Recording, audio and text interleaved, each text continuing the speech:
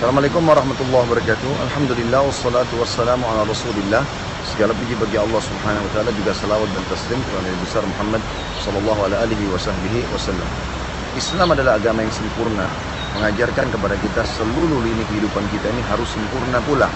Baik itu dari sisi kesehatan, kemudian juga pergaulan, pendapatan, bahkan ibadah kepada Sang Pencipta Allah yang merupakan asas daripada kehidupan atau tujuan kehidupan seorang muslim harus sempurna. Makin sempurna maka makin besar pahala yang didapatkan. Berbicara lingkup salah satu substansial daripada kesempurnaan itu menjaga kesehatan, seorang muslim harus, bahkan wajib bagi mereka kembali kepada pengobatan nabawi. Banyak orang di antara kita sekarang meninggalkan pengobatan Nabi SAW. Padahal sudah jelas sekali ini bukan cuma sekedar ramuan dari Nabi SAW, tetapi dia adalah perintah dari Sang Pencipta Allah Subhanahu wa taala, wahyu yang menciptakan kita, yang menciptakan penyakit itu, yang juga menciptakan kesehatan itu sendiri, dan akan memberikan kesembuhan dari penyakit, yang akan mempertahankan kesehatan adalah Allah Subhanahu wa taala. Nabi SAW misalnya menyebutkan dalam sebuah hadis, kesembuhan pasti akan ada di mengkonsumsi madu, sayapan bekam, dan juga kai. Kai itu artinya menggunakan besi panas. Tapi aku melarang umatku untuk kai, atau dijadikan pengobatan terakhir. Berapa banyak hadis-hadis Nabi SAW yang menyuruh kita menjaga makanan kesehatan. Dia mengatakan habbatus sauda dawa'un bikul da'il lasam. Biji hitam atau habbatus sauda adalah obat untuk semua penyakit kecuali kematian. Juga Nabi SAW punya makanan-makanan favorit. Beliau pernah memakan kurma dengan semangka, sambil beliau mengajarkan kepada para sahabat, panasnya ini kurma akan didinginkan oleh dinginnya ini, ditunjuklah semangka. Lalu dikatakan dinginnya ini akan dinetralisir dengan panasnya ini. Lalu beliau mengkombinasi untuk memakan keduanya. Ini contoh saja. Dan Nabi SAW sangat gemar mengkonsumsi daging. Sebagian bahkan saya pernah temukan sendiri tim medis yang mengatakan tidak usah konsumsi daging karena alasan ini dan itu. Padahal syariat mengajarkan masalah itu. Kita boleh mengkonsumsi daging. Kita tahu ada idul kurban. Kita berkurban dengan kambing, dengan sapi, dengan unta. Dan bahkan dikatakan oleh Nabi SAW dalam hadis tentang hari nahar Idul Adha dan hari tasyrik 3 hari setelahnya. Beliau mengatakan ini adalah hari-hari untuk bersenggama dan juga mengkonsumsi makanan. Dan diharamkan puasa di 4 hari ini karena kita disuruh mengkonsumsi daging kurban itu. Ini contoh-contoh saja.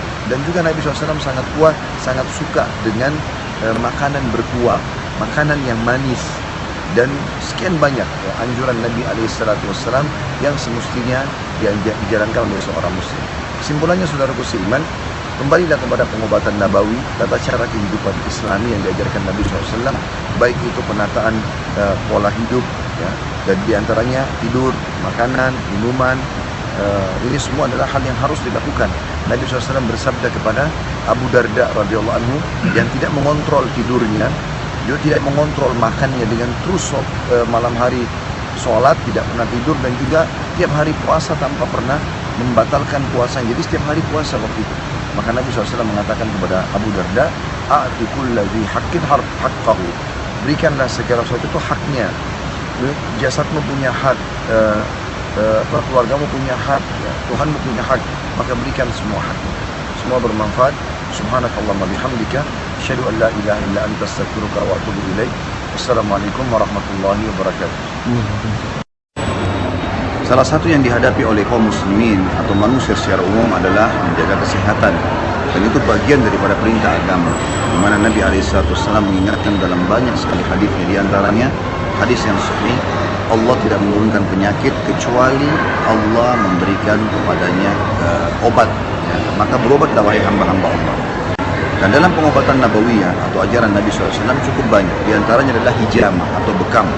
Dalam hadis Bukhari Muslim kata Nabi SAW, kesembuhan terdapat pada hijamah. Jadi ada jaminan dari Nabi SAW kalau akan sembuh dengan hijamah itu atau bekam. Juga dalam hadis yang lain, Nabi SAW mengatakan kesembuhan terdapat dalam 3.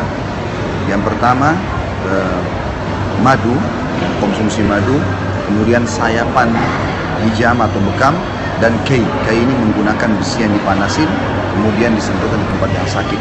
Tapi Nabi SAW titip pesan, hanya saja aku tidak suka dengan kai. Riwayat lain, aku tidak memerintahkan umatku untuk kai atau menggunakan besi panas. Tapi saksi bahasan kita madu dan bekam di sini. Juga dalam hadis-hadis yang sahih banyak sekali riwayat Ibnu Hibban, riwayat Ahli Sunan. Kalau Nabi SAW mengatakan, pada saat aku sedang diisrokan ke langit, maka tidak ada satupun malaikat yang aku temui kecuali mengingatkan, mengatakan, hai Muhammad, berbekamlah. Hai Muhammad, wasiatkan kepada umatmu untuk berbekam, karena itu adalah kesembuhan dan keberkahan.